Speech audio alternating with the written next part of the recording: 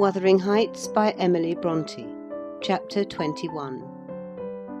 Recording by Ruth Golding.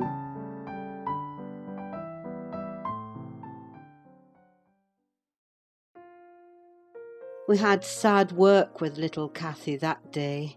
She rose in high glee, eager to join her cousin, and such passionate tears and lamentations followed the news of his departure that Edgar himself was obliged to soothe her by affirming he should come back soon.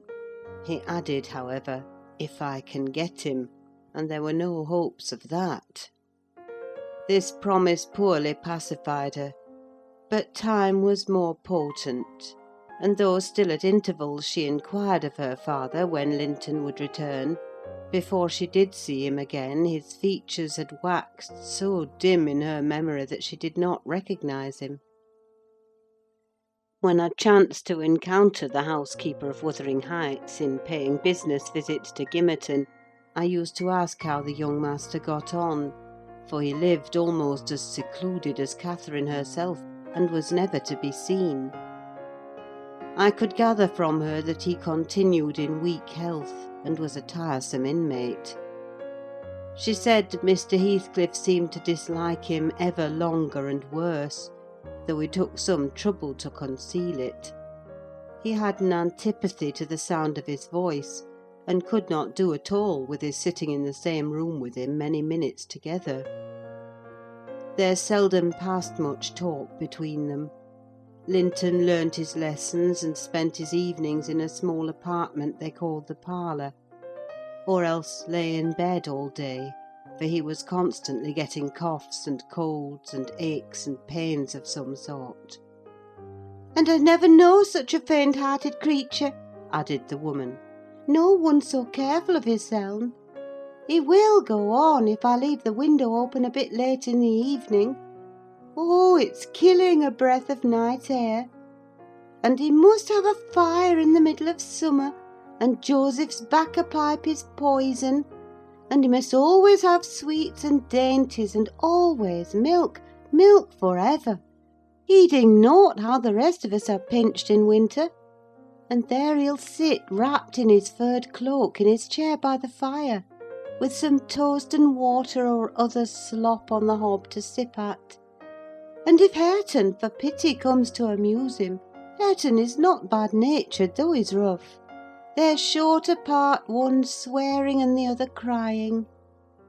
I believe the master would relish Earnshaw's thrashing him to a mummy, if he were not his son, and I'm certain he would be fit to turn him out of doors if he knew half the nursing he gives hisseln. But then he won't go into danger of temptation, he never enters the parlour, and should Linton show those ways in the house where he is, he sends him upstairs directly." I divined from this account that utter lack of sympathy had rendered young Heathcliff selfish and disagreeable, if he were not so originally, and my interest in him, consequently, decayed, though still I was moved with a sense of grief at his lot, and a wish that he had been left with us. Mr. Edgar encouraged me to gain information. He thought a great deal about him, I fancy, and would have run some risk to see him, and he told me once to ask the housekeeper whether he ever came into the village.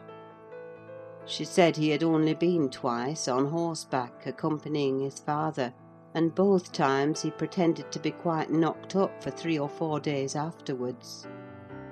That housekeeper left, if I recollect rightly, 2 years after he came, and another, whom I did not know, was her successor.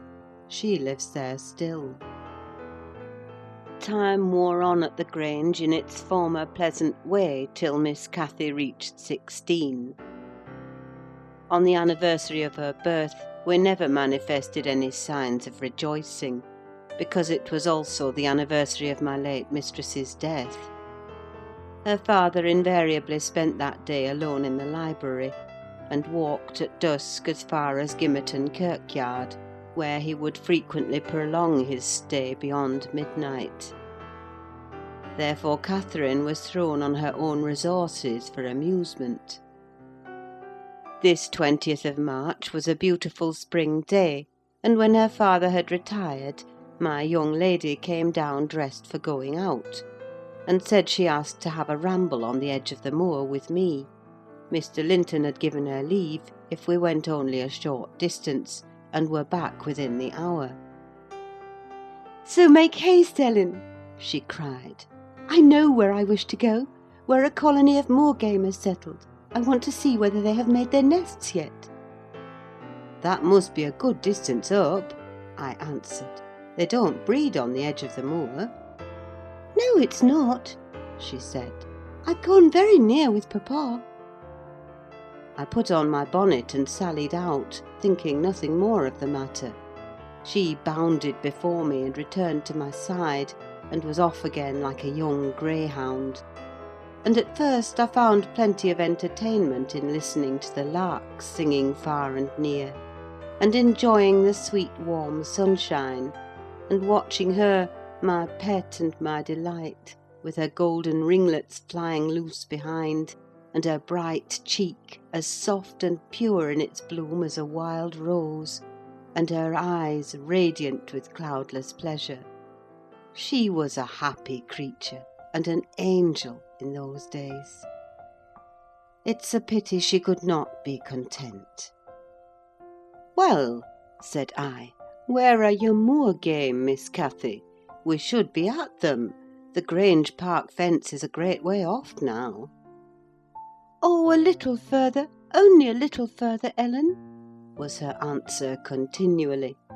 "Climb to that hillock, past that bank, and by the time you reach the other side I shall have raised the birds." But there were so many hillocks and banks to climb and pass that at length I began to be weary, and told her we must halt and retrace our steps. I shouted to her, as she had outstripped me a long way. She either did not hear or did not regard, for she still sprang on, and I was compelled to follow. Finally she dived into a hollow, and before I came in sight of her again, she was 2 miles nearer Wuthering Heights than her own home, and I beheld a couple of persons arrest her, one of whom I felt convinced was Mr. Heathcliff himself. Cathy had been caught in the fact of plundering, or at least hunting out, the nests of the grouse. The Heights were Heathcliff's land, and he was reproving the poacher. "I've neither taken any nor found any," she said, as I toiled to them, expanding her hands in corroboration of the statement. "I didn't mean to take them, but papa told me there were quantities up here, and I wished to see the eggs." Heathcliff glanced at me with an ill-meaning smile, expressing his acquaintance with the party, and consequently his malevolence towards it, and demanded who papa was. "Mr. Linton of Thrushcross Grange," she replied. "I thought you did not know me, or you wouldn't have spoken in that way." "You suppose papa is highly esteemed and respected, then?" he said sarcastically. "And what are you?" inquired Catherine, gazing curiously on the speaker. "That man I've seen before. Is he your son?" She pointed to Hareton, the other individual, who had gained nothing but increased bulk and strength by the addition of 2 years to his age. He seemed as awkward and rough as ever. "Miss Cathy," I interrupted, "it will be 3 hours instead of 1 that we are out presently. We really must go back." "No, that man is not my son," answered Heathcliff, pushing me aside. "but I have one, and you have seen him before, too. And though your nurse is in a hurry, I think both you and she would be the better for a little rest. Will you just turn this nab of heath and walk into my house? You'll get home earlier for the ease, and you shall receive a kind welcome." I whispered Catherine that she mustn't on any account accede to the proposal. It was entirely out of the question. "Why?" she asked aloud.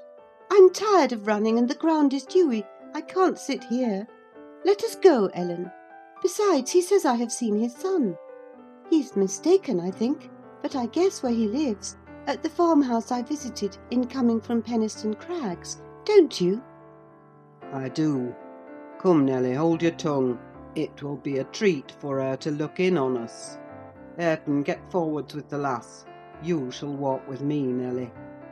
"No, she's not going to any such place!" I cried, struggling to release my arm, which he had seized.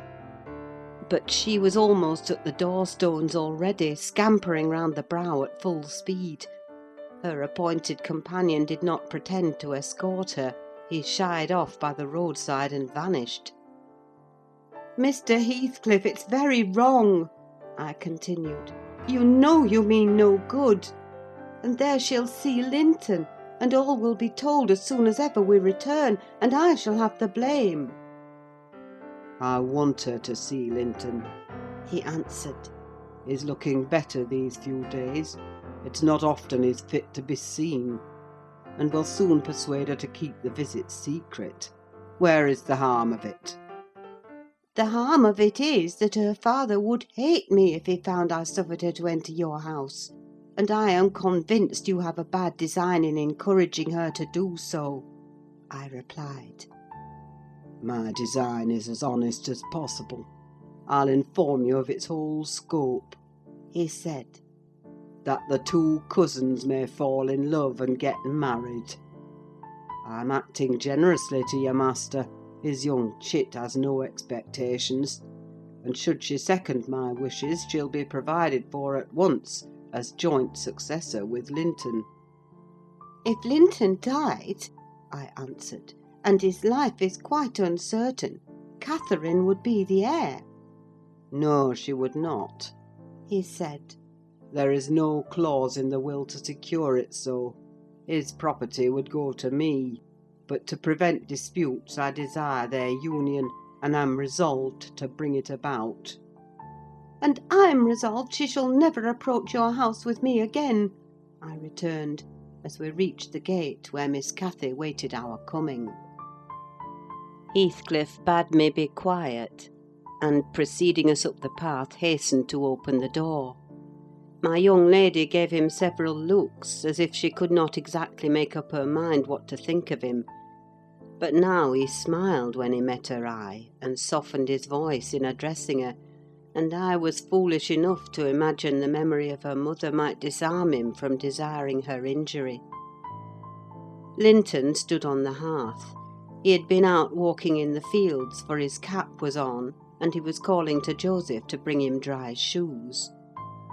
He had grown tall of his age, still wanting some months of 16. His features were pretty yet, and his eye and complexion brighter than I remembered them, though with merely temporary lustre borrowed from the salubrious air and genial sun.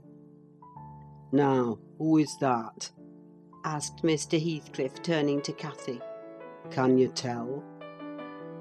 "Your son," she said, having doubtfully surveyed first one and then the other. Yes, yes," answered he. "But is this the only time you have beheld him? Think. Ah, you have a short memory. Linton, don't you recall your cousin that you used to tease us so with wishing to see?" "What, Linton?" cried Cathy, kindling into joyful surprise at the name. "Is that little Linton? He's taller than I am. Are you Linton?" The youth stepped forward and acknowledged himself. She kissed him fervently, and they gazed with wonder at the change time had wrought in the appearance of each. Catherine had reached her full height. Her figure was both plump and slender, elastic as steel, and her whole aspect sparkling with health and spirits. Linton's looks and movements were very languid, and his form extremely slight, but there was a grace in his manner that mitigated these defects, and rendered them not unpleasing. After exchanging numerous marks of fondness with him, his cousin went to Mr. Heathcliff, who lingered by the door, dividing his attention between the objects inside and those that lay without, pretending, that is, to observe the latter, and really noting the former alone. "And you are my uncle, then?" she cried, reaching up to salute him. "I thought I liked you, though you were cross at first. Why don't you visit at the Grange with Linton? To live all these years such close neighbours and never see us is odd. What have you done so for?" "I visited it once or twice too often before you were born," he answered. "There, damn it!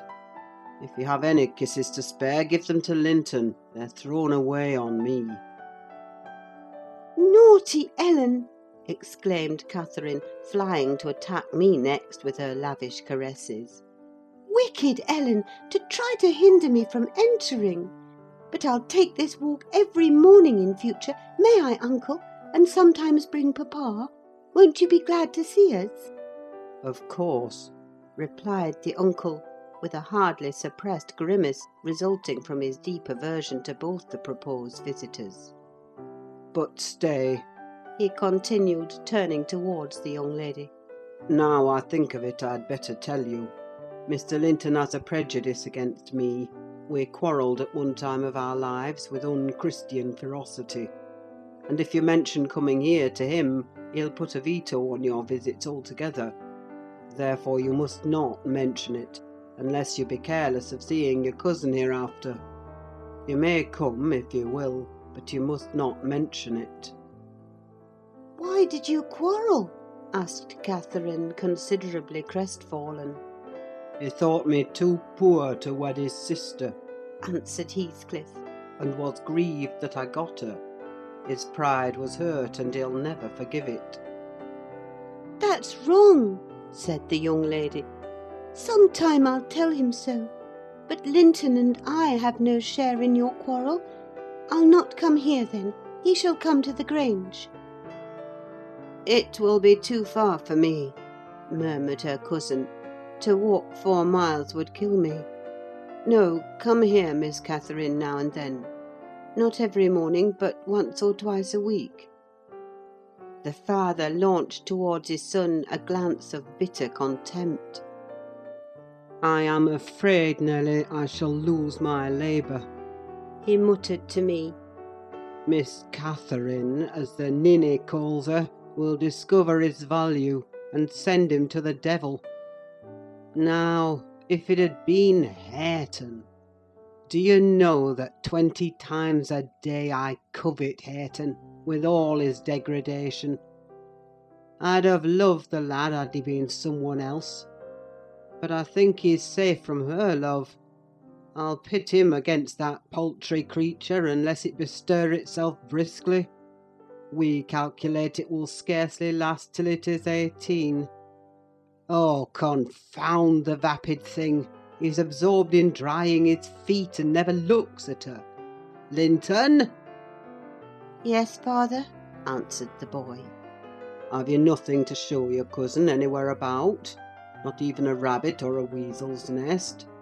Take her into the garden before you change your shoes, and into the stable to see your horse." "Wouldn't you rather sit here?"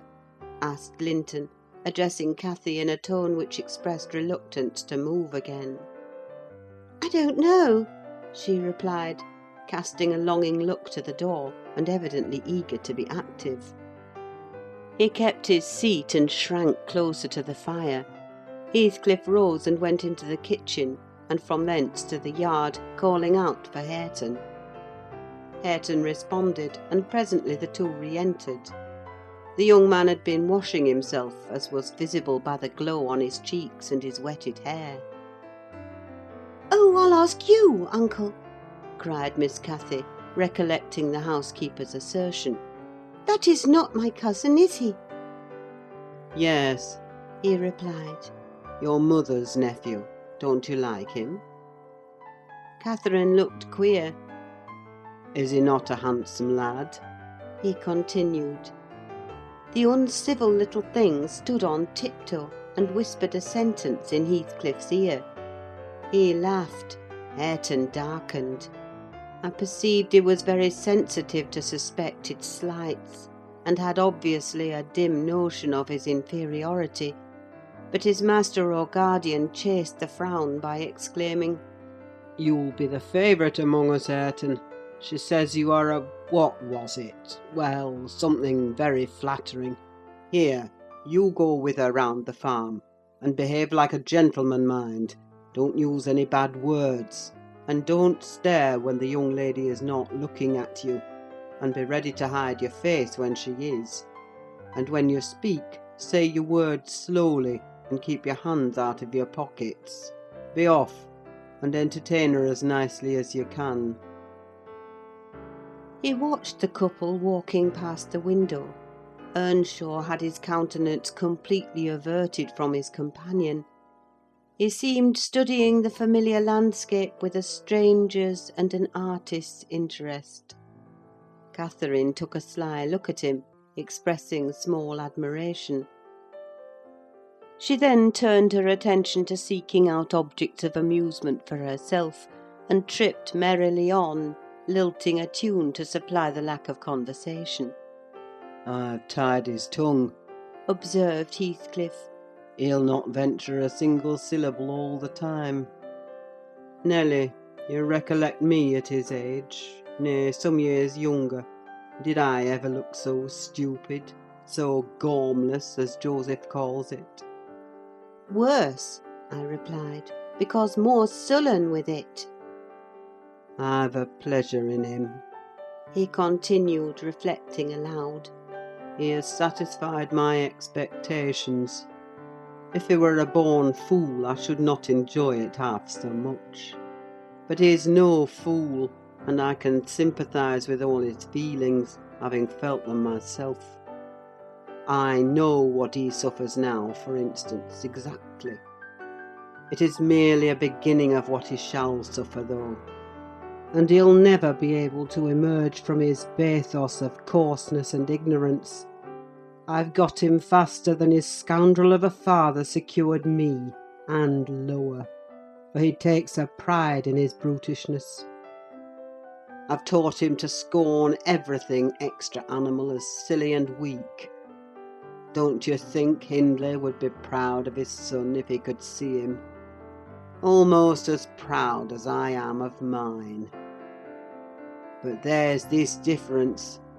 One is gold put to the use of paving stones, and the other is tin polished to ape a service of silver. Mine has nothing valuable about it, yet I shall have the merit of making it go as far as such poor stuff can go.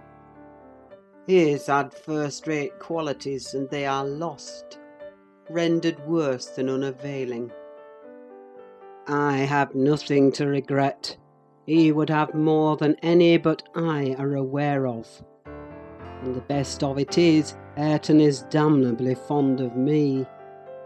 You'll own that I've outmatched Hindley there.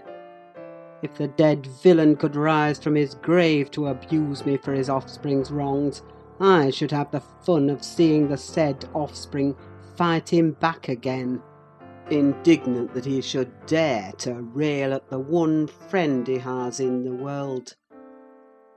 Heathcliff chuckled a fiendish laugh at the idea. I made no reply, because I saw that he expected none. Meantime, our young companion, who sat too removed from us to hear what was said, began to evince symptoms of uneasiness, probably repenting that he had denied himself the treat of Catherine's society for fear of a little fatigue. His father remarked the restless glances wandering to the window, and the hand irresolutely extended towards his cap. "Get up, you idle boy!" he exclaimed with assumed heartiness. "Away after them, they're just at the corner by the stand of hives." Linton gathered his energies and left the hearth. The lattice was open, and as he stepped out, I heard Cathy inquiring of her unsociable attendant what was that inscription over the door. Hareton stared up and scratched his head like a true clown. "It's some damnable writing," he answered. "I cannot read it." "Can't read it?" cried Catherine. "I can read it. It's English, but I want to know why it is there." Linton giggled, the first appearance of mirth he had exhibited. "He does not know his letters," he said to his cousin. "Could you believe in the existence of such a colossal dunce?" "Is he all he should be?" asked Miss Cathy seriously. "Or is he simple, not right? I've questioned him twice now, and each time he looked so stupid I think he does not understand me. I can hardly understand him, I'm sure." Linton repeated his laugh and glanced at Hareton tauntingly, who certainly did not seem quite clear of comprehension at that moment. "There's nothing the matter but laziness, is there, Earnshaw?" he said. "My cousin fancies you are an idiot. There you experience the consequence of scorning book-larning, as you would say. Have you noticed, Catherine, his frightful Yorkshire pronunciation?" "Why, where the devil is the use on't?" growled Hareton, more ready in answering his daily companion. He was about to enlarge further, but the two youngsters broke into a noisy fit of merriment, my giddy miss being delighted to discover that she might turn his strange talk to matter of amusement. "Where is the use of the devil in that sentence?" tittered Linton.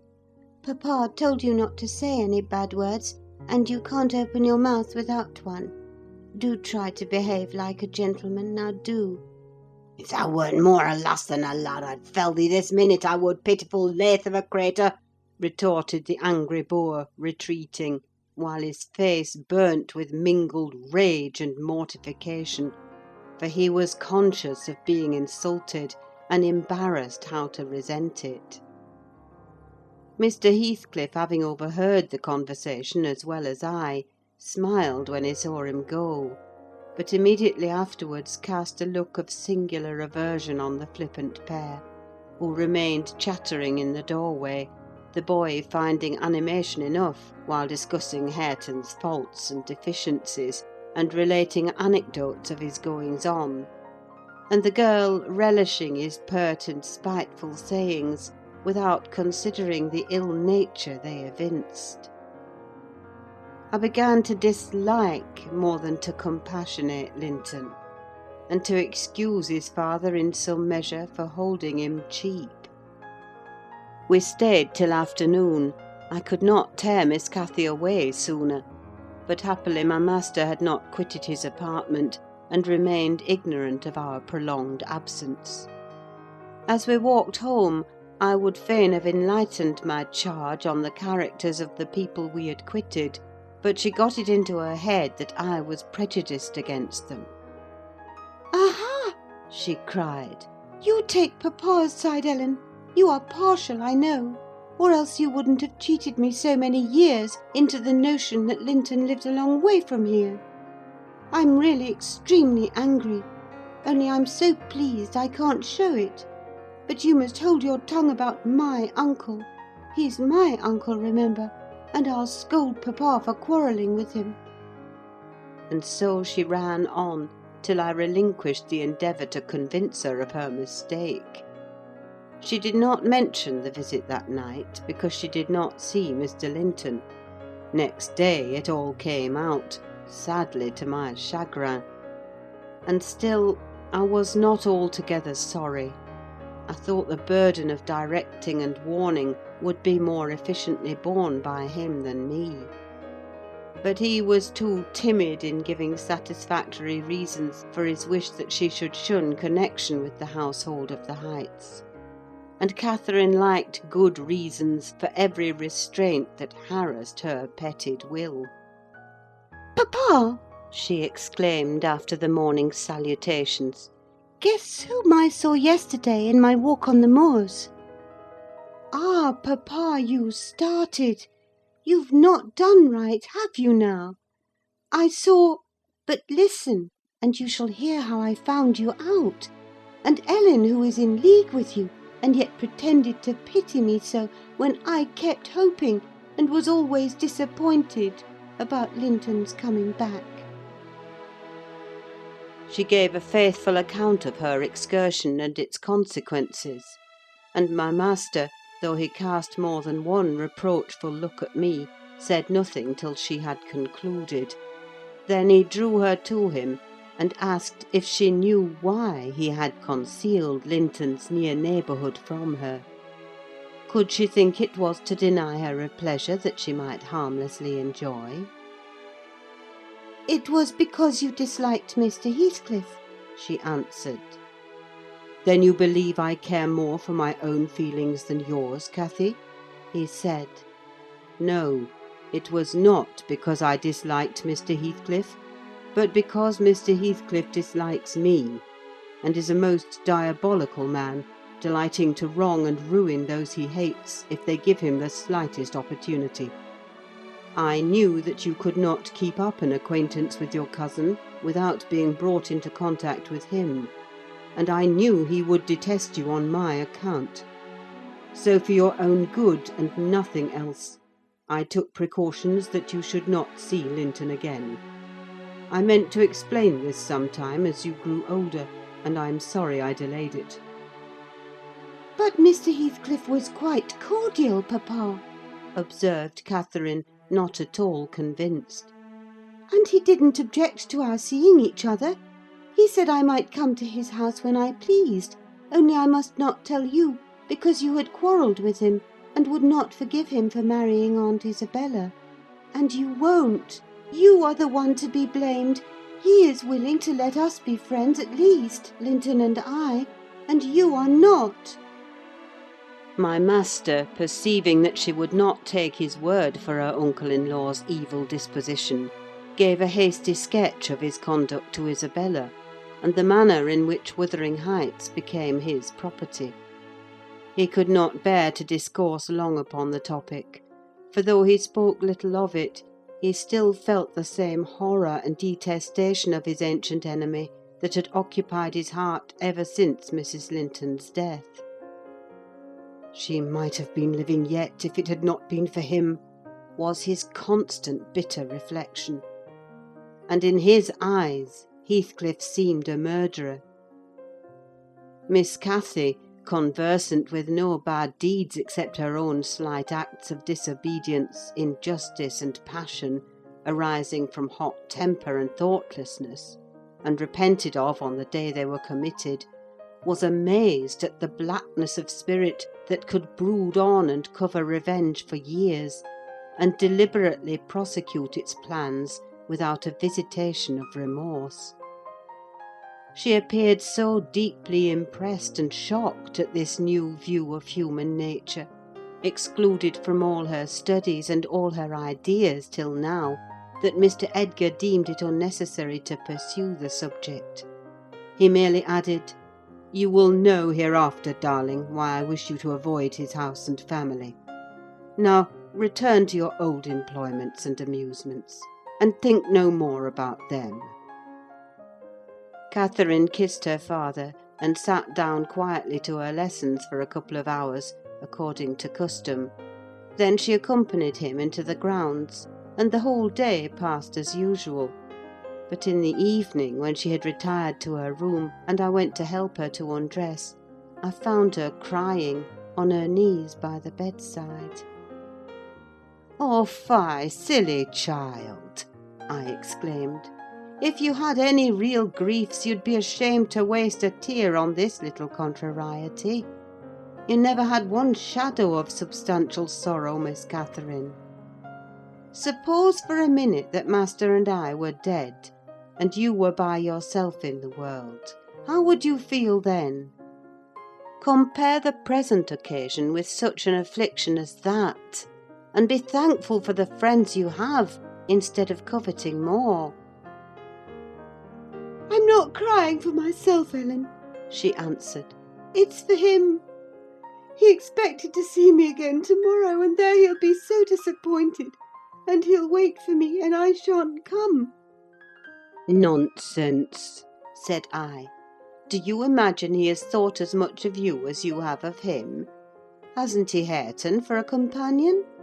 Not 1 in 100 would weep at losing a relation they'd just seen twice for 2 afternoons. Linton will conjecture how it is, and trouble himself no further about you." "But may I not write a note to tell him why I cannot come?"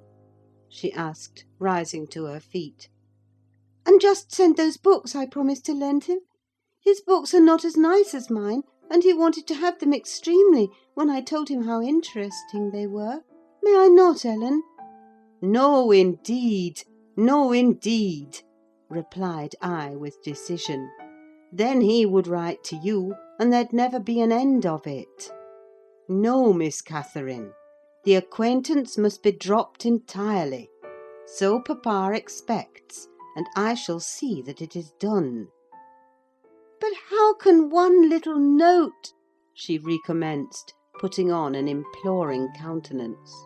Silence, I interrupted. We'll not begin with your little notes. Get into bed. She threw at me a very naughty look, so naughty that I would not kiss her good night at first. I covered her up and shut her door in great displeasure. But, repenting halfway, I returned softly, and lo, there was Miss, standing at the table with a bit of blank paper before her and a pencil in her hand, which she guiltily slipped out of sight on my entrance. "You'll get nobody to take that, Catherine," I said, "if you write it. And at present I shall put out your candle." I set the extinguisher on the flame, receiving as I did so a slap on my hand and a petulant "Cross thing!" I then quitted her again, and she drew the bolt in one of her worst, most peevish humours. The letter was finished, and forwarded to its destination by a milk-fetcher who came from the village, but that I didn't learn till some time afterwards. Weeks passed on, and Cathy recovered her temper, though she grew wondrous fond of stealing off to corners by herself, and often, if I came near her suddenly while reading, she would start and bend over the book, evidently desirous to hide it, and I detected edges of loose paper sticking out beyond the leaves. She also got a trick of coming down early in the morning and lingering about the kitchen, as if she were expecting the arrival of something. And she had a small drawer in a cabinet in the library, which she would trifle over for hours, and whose key she took special care to remove when she left it. One day, as she inspected this drawer, I observed that the playthings and trinkets which recently formed its contents were transmuted into bits of folded paper. My curiosity and suspicions were roused. I determined to take a peep at her mysterious treasures. So at night, as soon as she and my master were safe upstairs, I searched, and readily found among my house keys one that would fit the lock. Having opened, I emptied the whole contents into my apron, and took them with me to examine at leisure in my own chamber. Though I could not but suspect, I was still surprised to discover that they were a mass of correspondence, daily almost it must have been, from Linton Heathcliff, answers to documents forwarded by her. The earlier dated were embarrassed and short. Gradually, however, they expanded into copious love letters, foolish, as the age of the writer rendered natural, yet with touches here and there which I thought were borrowed from a more experienced source. Some of them struck me as singularly odd compounds of ardour and flatness, commencing in strong feeling, and concluding in the affected wordy style that a schoolboy might use to a fancied incorporeal sweetheart. Whether they satisfied Cathy, I don't know, but they appeared very worthless trash to me. After turning over as many as I thought proper, I tied them in a handkerchief, and set them aside, re-locking the vacant drawer. Following her habit, my young lady descended early and visited the kitchen. I watched her go to the door on the arrival of a certain little boy, and while the dairymaid filled his can, she tucked something into his jacket pocket and plucked something out. I went round by the garden and laid wait for the messenger, who fought valorously to defend his trust, and we spilt the milk between us. But I succeeded in abstracting the epistle, and threatening serious consequences if he did not look sharp home, I remained under the wall and perused Miss Cathy's affectionate composition. It was more simple and more eloquent than her cousin's, very pretty and very silly. I shook my head and went meditating into the house. The day being wet, she could not divert herself with rambling about the park, so at the conclusion of her morning studies she resorted to the solace of the drawer. Her father sat reading at the table, and I, on purpose, had sought a bit of work in some unripped fringes of the window curtain, keeping my eye steadily fixed on her proceedings. Never did any bird flying back to a plundered nest, which it had left brim-full of chirping young ones, express more complete despair in its anguished cries and flutterings than she by her single "Oh!" and the change that transfigured her late happy countenance. Mr. Linton looked up. "What is the matter, love? Have you hurt yourself?" he said. His tone and look assured her he had not been the discoverer of the hoard. "No, papa," she gasped. Ellen, come upstairs. I'm sick." I obeyed her summons and accompanied her out. "Oh, Ellen, you have got them," She commenced immediately, dropping on her knees when we were enclosed alone. "Oh, give them to me, and I'll never do so again. Don't tell papa. You have not told papa, Ellen. Say you have not. I've been exceedingly naughty, but I won't do it any more." With a grave severity in my manner, I bade her stand up. "So," I exclaimed, "Miss Catherine, you are tolerably far on, it seems. You may well be ashamed of them. A fine bundle of trash you study in your leisure hours, to be sure. Why, it's good enough to be printed. And what do you suppose the master will think when I display it before him? I haven't shown it yet, but you needn't imagine I shall keep your ridiculous secrets. For shame! And you must have led the way in writing such absurdities. He would not have thought of beginning, I'm certain." I didn't, sobbed Cathy, fit to break her heart. I didn't once think of loving him to... "Loving!" cried I, as scornfully as I could utter the word. "Loving! Did anybody ever hear the like? I might just as well talk of loving the miller who comes once a year to buy our corn. Pretty loving, indeed! And both times together you have seen Linton hardly 4 hours in your life. Now here is the babyish trash. I'm going with it to the library, and we'll see what your father says to such loving." She sprang at her precious epistles, but I held them above my head, and then she poured out further frantic entreaties that I would burn them, do anything rather than show them.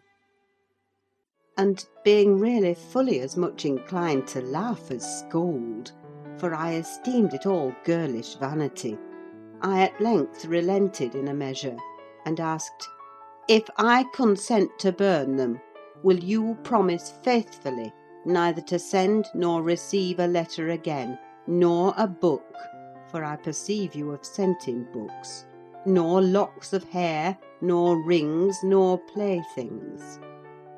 "We don't send playthings," cried Catherine, her pride overcoming her shame. "Nor anything at all, then, my lady," I said. "Unless you will, here I go." "I promise, Ellen," she cried, catching my dress. "Oh, put them in the fire, do!" But when I proceeded to open a place with the poker, the sacrifice was too painful to be borne. She earnestly supplicated that I would spare her 1 or 2. 1 or 2, Ellen, to keep for Linton's sake." I unknotted the handkerchief and commenced dropping them in from an angle, and the flame curled up the chimney. "I will have one, you cruel wretch!" she screamed, darting her hand into the fire, and drawing forth some half-consumed fragments at the expense of her fingers. "Very well, and I will have some to exhibit to papa," I answered, shaking back the rest into the bundle and turning anew to the door. She emptied her blackened pieces into the flames, and motioned me to finish the immolation. It was done. I stirred up the ashes and interred them under a shovelful of coals, and she, mutely and with a sense of intense injury, retired to her private apartment. I descended to tell my master that the young lady's qualm of sickness was almost gone, but I judged it best for her to lie down a while. She wouldn't dine, but she appeared at tea, pale and red about the eyes, and marvellously subdued in outward aspect. Next morning I answered the letter by a slip of paper inscribed, "Master Heathcliff is requested to send no more notes to Miss Linton, as she will not receive them." And henceforth the little boy came with vacant pockets. End of chapter 21.